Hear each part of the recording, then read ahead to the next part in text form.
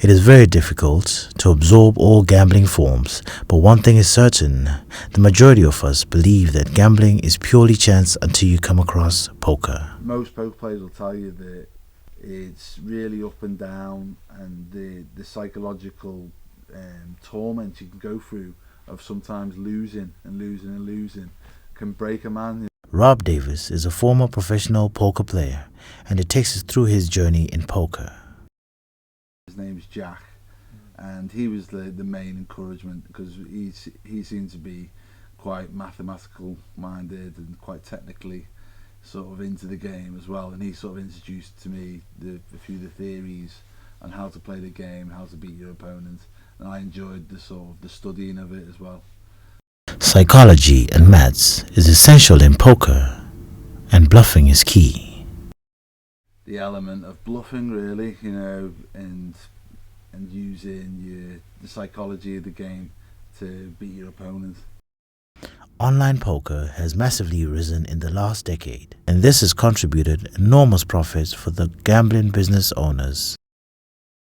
When actual money really got involved was when I started playing a bit online, and then you could play in tournaments which were a lot bigger, where there's like hundreds of people, even thousands of people involved. So the amount of, you could be betting, putting £3 into a tournament, but the actual winner of the tournament could take nearly £200-300, and that's where sort of more gripped me the idea of trying to, there's potentially money to be made out of it. Casinos still maintain the attraction and glitz attached to gambling. If I was playing in a casino and I went there in the evening and played for 12 hours, if I went home with £150 more in my pocket than I went, I'd be pretty happy, but not extremely happy.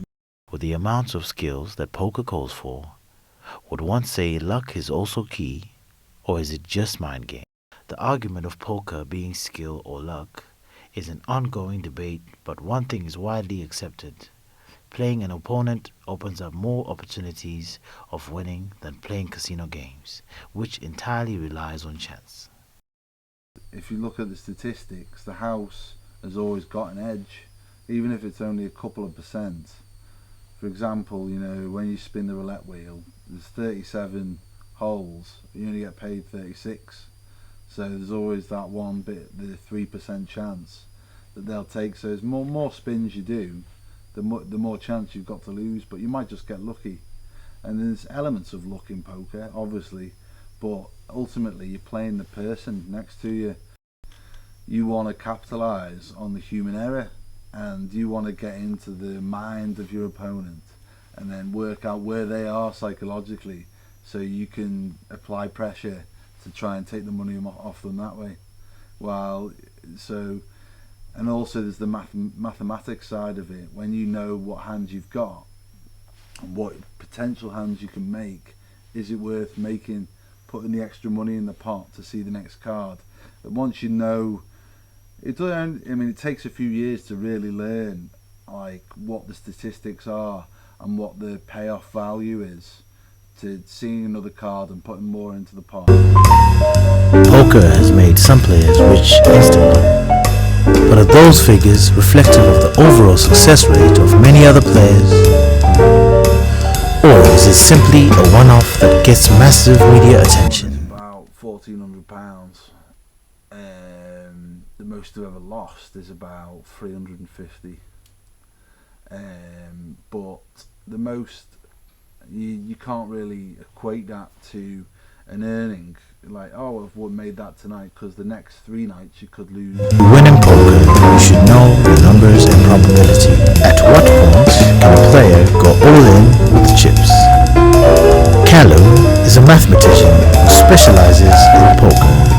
Mathematics is probably very key at the beginning of the game, because you want to weigh up what order you're sat in on the table. Obviously everyone starts their betting in a specific order, and if you're earlier on in the table you don't want to be as risky. So if you know you have 2 aces, you have a very strong hand, and it will probably not matter where you're sat on the table. You would want to bet either way. However, if you're sat late in the table, there's a lot more hands that are beneficial. If not a lot of people have bet, you can normally sway on the side of people might not have the best hands. Obviously psychology is still a part, and some people might try and trick you into thinking they don't have a good hand, which is why mathematics isn't always foolproof in poker. And then obviously at the end, maths is also helpful. You need to weigh up how many different hands could possibly be made off of the 5 cards on the table and the 2 cards in your hand.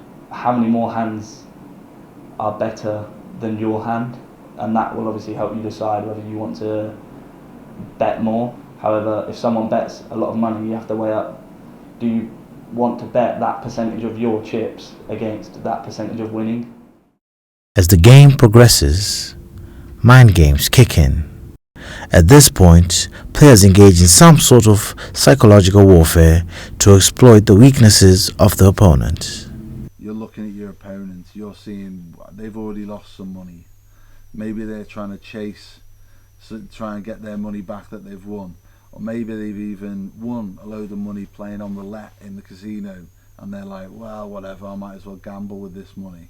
You have to analyse where they are in that time of the evening, or what sort of state of mind they're in, to the way they're playing the game. Yeah, but the optimal way to play is to keep a steady game, mathematically minded, and then just capitalise on when when your opponent's weak. Researchers and people interested in poker have always debated if poker is a game of skill or luck. But again, what activity doesn't need luck to succeed, even with the most obvious skills? It's fair to say a combination of skill and luck is needed. When you play poker, you're at a casino. There's always casino games. The whole idea of casinos having poker tournaments is to get those players there, lots of players there, and then the chances are that they're going to go and play the casino games as well. When I first started playing, I was doing it seriously. I would never play the casino games because I knew that you can't beat them. They would suck you in, and that's the real gamble, And I felt that I was getting more involved in the casino games because you'd have a big win, but then you'd lose, and then I'd say that's when I realised that, wait a sec, I'm not enjoying going out and playing poker anymore because I'm going home having lost 100 quid playing roulette. New players join, and with it, the competition becomes tight. It's an evolving game in the sense that if you can't just say, right, I've mastered it, I will eventually win the game. It evolves in the sense that different people are playing it all the time. More and more people playing it, more and more information on the internet on how to play it, that you've got to be ahead of the curve to be able to keep winning. Poker, still being gambling and competitive in nature, it pushes the players to the limits in their pursuit of excellence and success. But at what cost? When I felt actually addicted, I would actually feel the actual tenseness growing. And not in no way angry or anything, I just almost feel the adrenaline sort of building, you actually want to go and do it, but then you can't do it because my partner's saying, no, you can't, I don't want to fall out with her. But that's the main times I actually felt it, was I felt the chemical in my body actually, I want to go. But what happens when you lose? In gambling, a single win can mask multiple losses. And we all remember the winning bets and hardly the losses. Majority of gamblers will tell you that they always win, but that's far from the facts.